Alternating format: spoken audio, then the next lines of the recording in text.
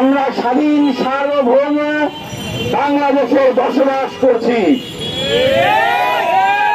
আমরা একসাথে রক্ত দিয়েছি 1971 সালে, 20 লক্ষ জীবন দিয়েছি 1971 সালে।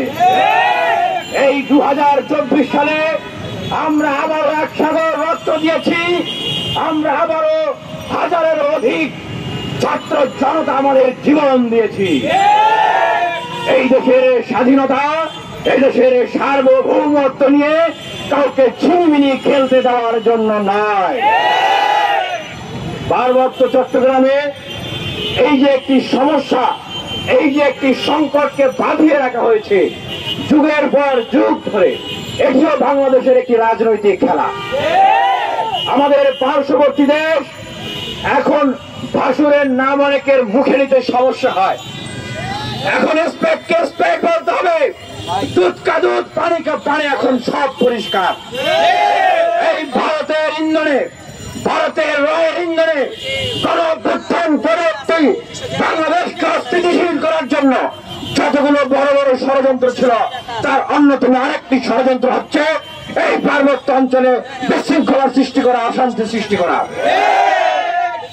টেকনাফ থেকে তেতুলিয়া, রূপসা থেকে পাতুরিয়া, সমগ্র বাংলাদেশ আমাদের। আমার পার্বত্য অঞ্চলের উপজাতি ভাইদের কাছে জানতে চাই, আমরা তো নিজেদেরকে এই স্বাধীন সার্বভৌম বাংলাদেশের নাগরিক বলে গর্ববোধ করি।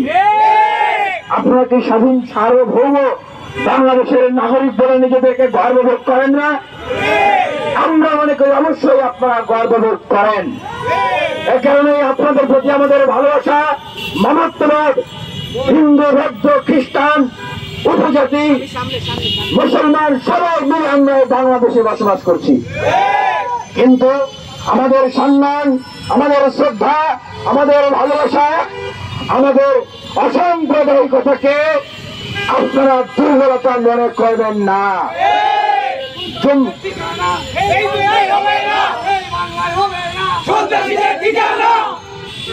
এই যে জন্মমান আপনারা করতে চান, কত বড় সাহস, কত বড় স্পর্ধা! বাংলার মাটিতে থেকে বাংলার বিরুদ্ধে ষড়যন্ত্র, এই বাংলাদেশের স্বাধীনতার সার্বভৌমত্বের বিরুদ্ধে ষড়যন্ত্র। আমরা প্রধান উপদেষ্টার প্রতি আহ্বান জানাই, আমরা সেনাবাহিনীর প্রতি আহ্বান জানাই, এই জায়গায় এই প্রশ্নে বিন্দুমাত্র কোন ছাড় হবে না। এই বাংলাদেশের স্বাধীনতার সার্বভৌমত্ব রক্ষার্থে আমরা যেভাবে জীবন দিয়ে গণঅভ্যুত্থানকে সফল করেছি, তাহলে স্বাধীনতা সার্বভৌমত্বকে অক্ষুণ্ণ রাখার জন্য আবারও যদি আমাদেরকে জীবন দিতে হয়, আমরা জীবন দিব।